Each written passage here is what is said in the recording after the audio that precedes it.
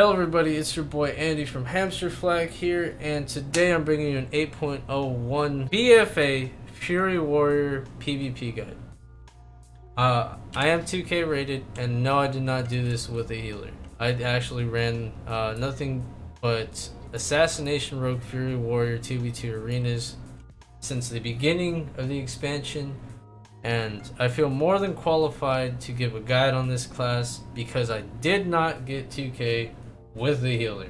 I do plan on pushing my 2's rating, my 3's rating, sorry, to 2K as well. I am going to be pushing my 2v2 rating to 2.1 at the very least before season reset. But enough about that.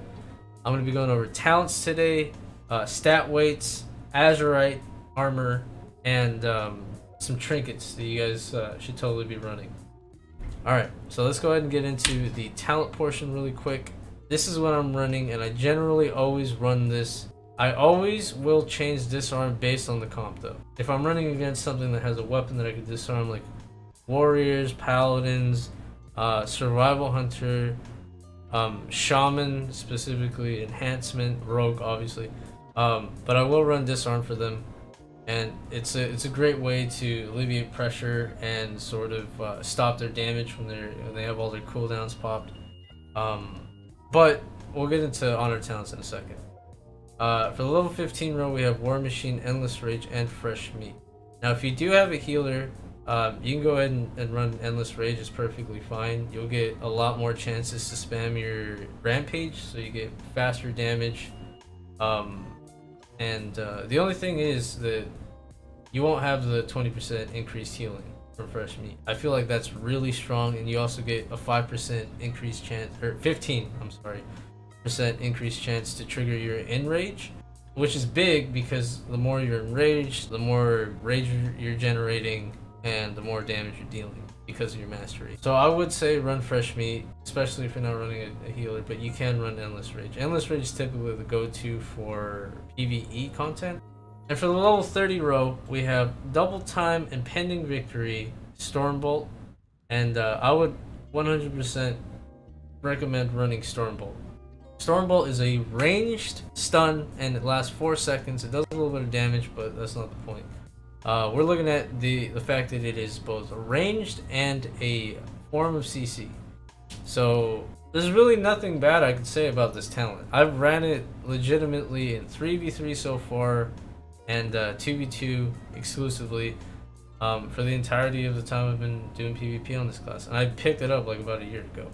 But anyway, yeah, no, I would say Stormbolt hands down. Double Time if you have a lot of stuns.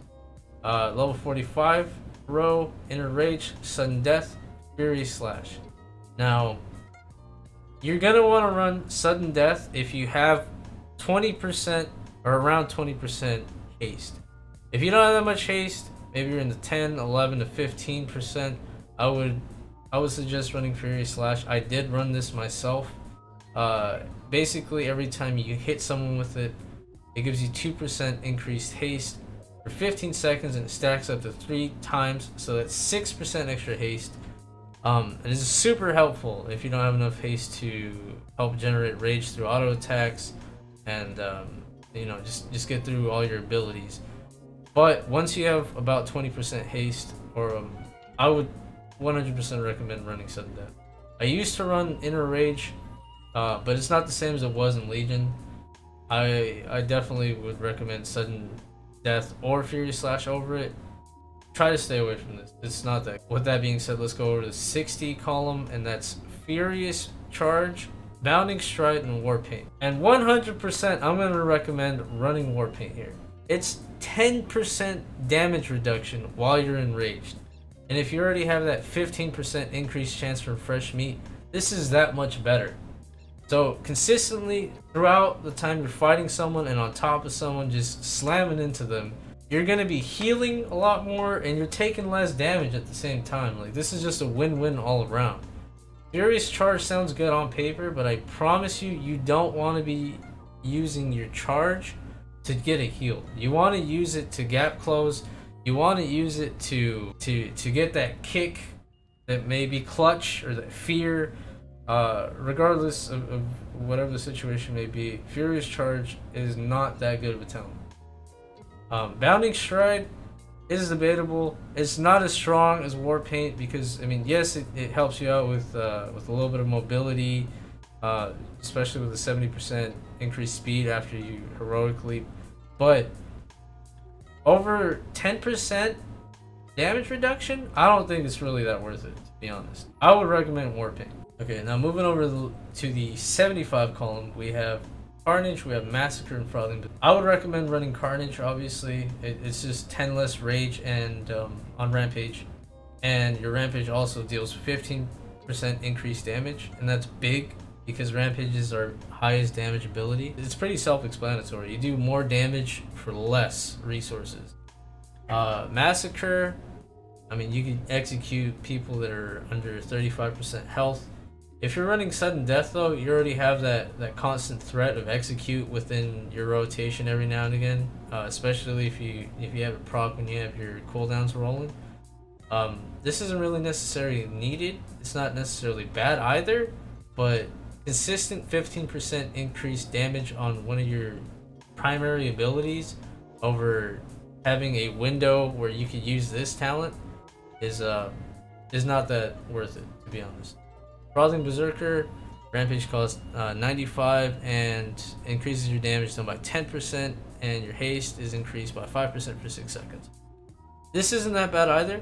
I was experimenting with this for a bit, but I came down to the conclusion that just a flat 15% damage on your highest ability overall is going to give you a lot more than running something that increases your total damage by 10%. It sounds really backwards and funky, but this is definitely one of those things where I'd recommend if you don't have enough haste because of the 5% haste. If you're running this with Fury Slash, you can totally get a lot more out of it. I would recommend Carnage though. But with that being said, let's move over to the level 90 section where we got Meat Cleaver, Dragon's Roar, and Blade Storm. Okay, now this is an important section of talents because this is where you'd want to change most of your stuff if you're going against a melee or if you're a caster. So for mages, typically you want to run Blade Storm to get out of their snare, especially if you're going against a Frost Mage that's just going to be dropping Frozen Orb on you off an opener. This is very helpful against Destruction Warlocks as well. You could use this against Survival Hunters, but it's a 50-50 on whether or not they're going to be running their net, to be honest with you. I was really surprised to find out that not a lot of Survival Hunters actually run the net, believe it or not. But then again, they also could have been like bottom tier players. But overall, I would say run this against mages, anything that's going to be snaring you in place and kiting you around. It's really good. Dragon's Roar. Okay, this one, I will tell you, has gotten me so many kills. I do open up with it when I'm doing my initial big damage rotation on a healer or, you know, kill target, what have you. This also has secured me execute, so I'd use it around like 40%, and it almost guarantees me execute rate on a target. It also does a big slow. It's an AoE damaging ability, so you can cleave multiple targets. It's just really good, and it gives you 10 rage, 35-second cooldown as opposed to a big 1-minute cooldown. I would say, like I said, this is more for the utility against mages and anything that's going to be kiting you around, snaring you in place. This is definitely if you don't have, if you're not going to have that much of a problem getting your targets, and you want that extra damage boost. But with that being said, let's go to the level 100 talent section, and that's going to contain Siege Breaker, Anger Management, and Reckless Abandon. Now this is a very interesting row as well because this has to do with how you get your damage out there. Recklessness gives you 100% rage essentially whenever you have this ability. So you get topped off full rage meter, and that means you can get into Rampage and just rage dump. It's not that bad. It also makes it so that the critical effect that you get from using your recklessness, sorry I was hovering over Battle Show, you get 100% No, 20% extra crit and 100% rage regeneration or generation while you have it on. The last 4 seconds, it's good. But we'll go into why I use Siegebreaker in a moment. Anger management. Every 20 rage you spent reduces the remaining cooldown of your recklessness by 1 second. Now this is very good in PvE, I would argue. It does have its place in PvP, but generally speaking, you don't really run this talent. Going over to Siegebreaker, this is 100% my recommended talent in this row. It has a 30-second cooldown. It gives you 10 rage on activation, and on top of all that, it increases the damage you deal to target by 15%. We kind of already went over why Carnage is so good, because it gives you 15% increased damage, right? Siegebreaker would essentially 15%, 15%, 30% increased damage on your rampages when you're going on a target. Honestly, I wasn't running this for a while, and I don't know why. Like, I had it set in my mind that Reckless Abandon was way more worth it, but I simmed my warrior to see what gave me the most damage, and Siegebreaker was definitely giving me at least around 500 damage increase, like DPS damage increase, and ever since then I just never looked back. It is kind of weird to get used to, but essentially think about it as like as an arms warrior, you want to put Colossal Smash on everything. This one, you want to put Siegebreaker on everything. It has changed since Legion, because I do remember that this may have done like a knockback or something like that. Don't quote me on that. This is just sort of like what I remember from it. But anyway, let's get over to the honored talent section. And these two right here are essential. I would not run anything other than these two, and then, you know, sparingly change this around. But Thirst for Battle removes all snares, and that does not mean when you're rooted in place. That is important that I get out there. If any druid in general roots you, it will not break that. If a mage in general hits you with Frost Nova, it will not break it. If you get netted by a survival hunter, it will not break it.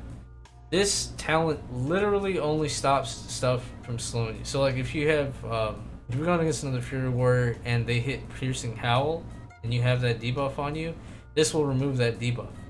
If a rogue is hitting you a pistol shot, which slows you, or if they have crippling venom, the other poison that slows you, as long as you hit your Bloodthirst, it clears all of that. You're running, and on top of that, it gives you a movement speed boost.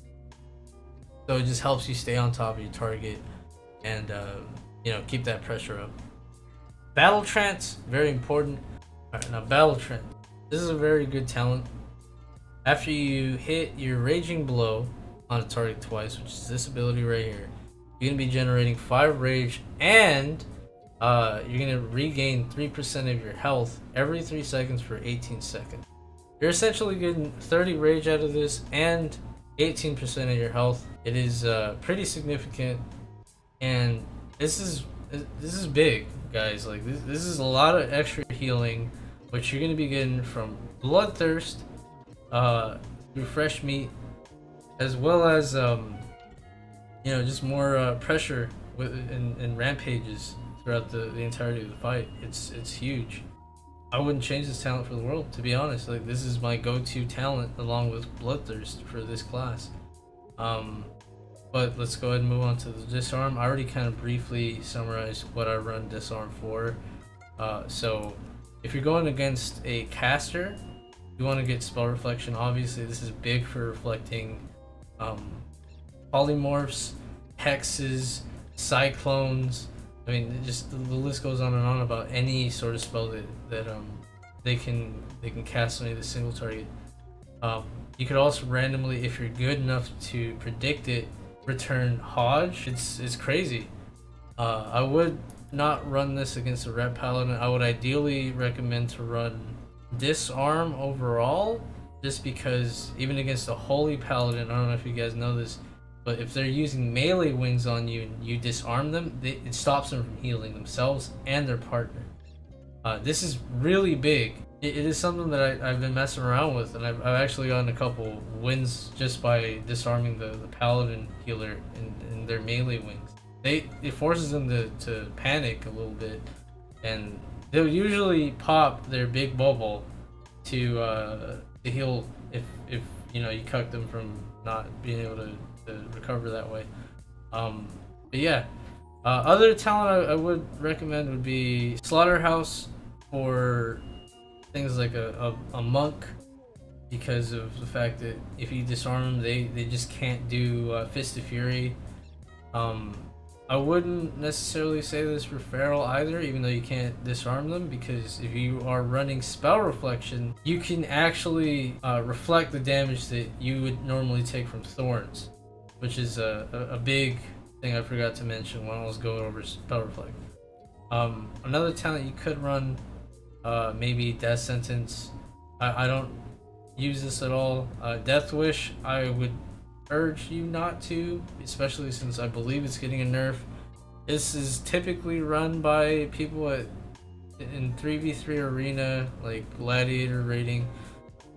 I just don't see the appeal, to be honest. I mean, it works for them, but again, I'm not trying to toot my own horn. I'm running Fury Warrior with an Assassination Rogue in 2K. I would love to see someone else do it, but besides the point, I mean, it's not impossible, obviously. Let's go on to stats. So for stats, this is what I have currently. I have 12% crit, 21% haste, 26% mastery, 5% versatility, and 4% speed. The speed is, you know, whatever. That's a random stat you can get. But for your stat weights, I would totally say to prioritize haste, mastery, and then crit versatility. So if you can get to about 20% haste, I'm saying, you know, like, you know, 19, 20, 21 and above is good. But you generally only need 20% haste. For mastery, as long as you have 24 plus, I think that's really good. Crit, you know, as much as you can get with whatever pieces. Like right now, my gloves, I have haste gloves. With crit, obviously I have for the haste, but yeah, no, you don't need to prioritize crit. You get what you can, and that's that. If you get 10%, this is generally okay. Versatility, you don't need to prioritize this. Importantly, interestingly enough, I see a lot of people like Bajira and Wreckful too, when he was getting back into it. He was talking about how versatility is big on a warrior. I mean, realistically speaking, it's not. I mean, again, I'm running without a healer, not having to deal with a lot, just because, I mean, I'm self-healing a lot. It would help with self-heal because it does increase your damage done and healing done, and decreases the damage taken by a certain percent. But it's not needed. It's really not needed. With that being said, let's go ahead and move on to some Azerite armor. So this is what I have right now. I do have Doomcrawler's Face Guard. I have Reckless Fury along with Overwhelming Power and Azerite Fortification.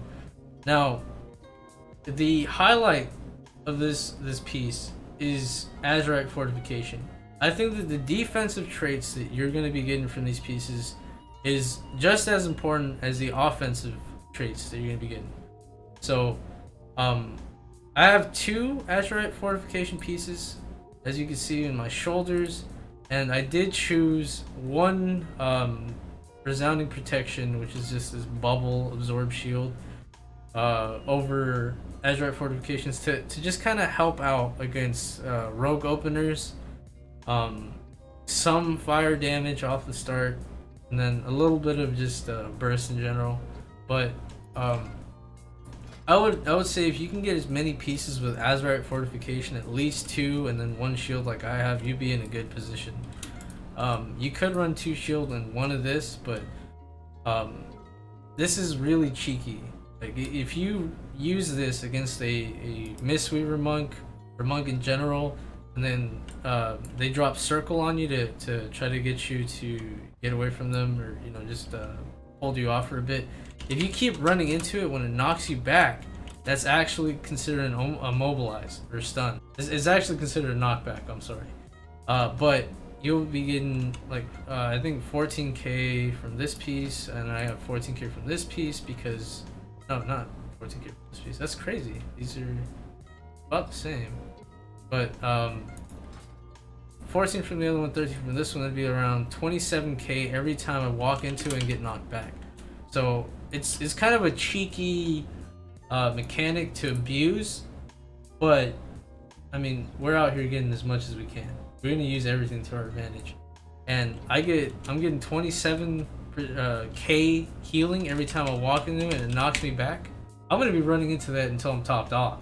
But for the offensive traits, as long as you got the secondary with overwhelming power, if you can get that as much pieces as you can, you'll be fine. Heed My Call is also good, and Gut Ripper is also really good as well. It puts a bleed on your target, and that kind of helps against rogues from re-stealthing, and druids as well from re-stealthing. It's just a good little dot to have.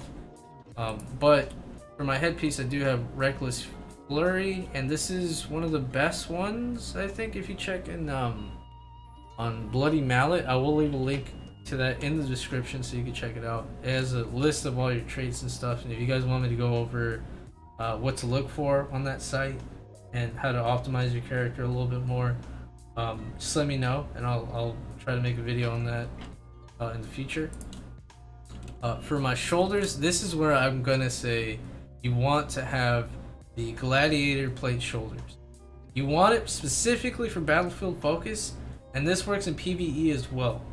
Essentially, all Horde members, which is legit gonna be your party if you're doing arena, or I mean dungeons, and your arena team, obviously, since you're all gonna be from the same faction, you guys are all gonna get a damage boost on the target that has this debuff just for being Horde, and that's huge. It's actually a significant chunk of damage, and it stacks up to 5 times. So right now it says what, 984, so you round it to like 1,000, and stack that up 5 times. That's 5,000 damage for free just having this and going on a target, and then your partners do more damage. Oh, I forgot to mention what this actually does. So your auto attacks do more damage is why I run this one.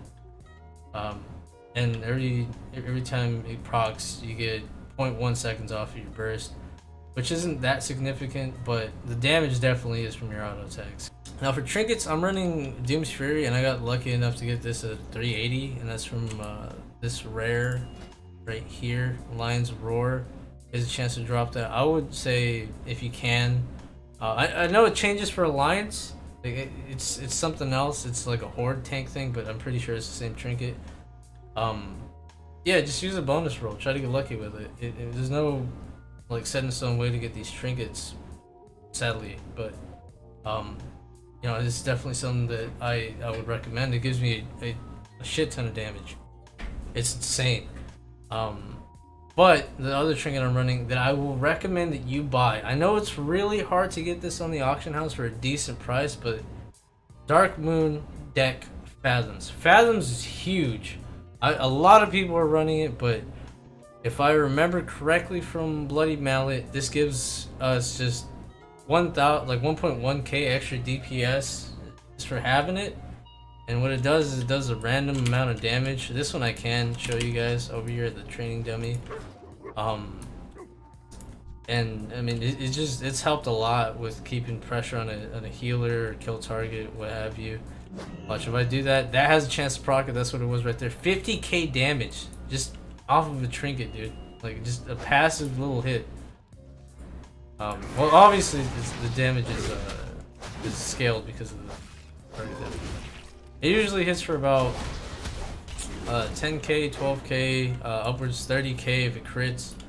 And it just passively goes off. I don't know if you guys know about this, but right now you can't have 2 active trinkets. I think it's always been that way if I remember correctly, but you always want to have 1 passive, which is for me would be Fathoms, and then 1 active. This is just the best way of balancing it. So if you're doing nothing but PvP, let's say you have this at a decent level, and then maybe where's my other one? This, the badge. Badge is really good. I mean, like if you have this and then this, good combination. If you want to get other passive trinket that you could run, you don't necessarily have Fathoms. You can go ahead and farm a Tall Dazar to get Razan's Gleaming Eye. That's totally great.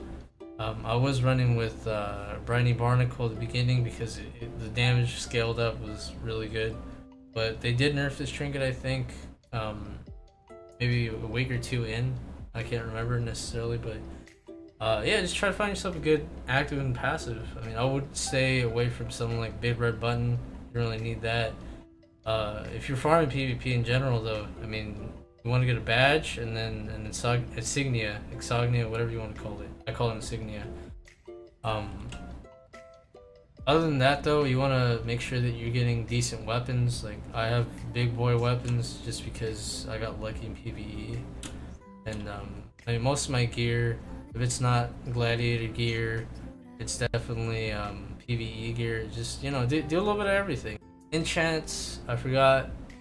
On my weapons, though, I do have Masterful Navigation and Quick Navigation. These are the two best enchants you can put on your weapons, period. More mastery, more haste.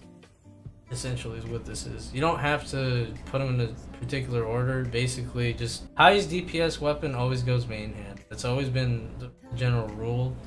And then, you know, the offense is going to be the lesser. But you can put whatever. I have Masterful Navigation on my main hand and Quick Navigation. These are interchangeable. You don't really need to have one enchant on a particular weapon over another. This is just what I have. For your rings, typically you want haste. I do need to replace this mastery one just because like, I was a little low on mastery at the time, and I put this just to give me something. It wasn't significant, but I am going to change this to haste. But yeah, guys, other than that, that's really just it. If you have any questions, let me know. I will try to get more gameplay out there on this character for 2K rated content. And next season, if I don't get it this season, I'm going to be aiming to get Gladiator on my warrior. If you guys want a video on how to get to 2K, just some tips and tricks that you guys can use, I will be making that video probably next, if not, you know, coming up. I do plan on making a lot more WoW content, and yeah, no, thank you. I hope this helped a little bit, and that's all from me, guys. Good luck.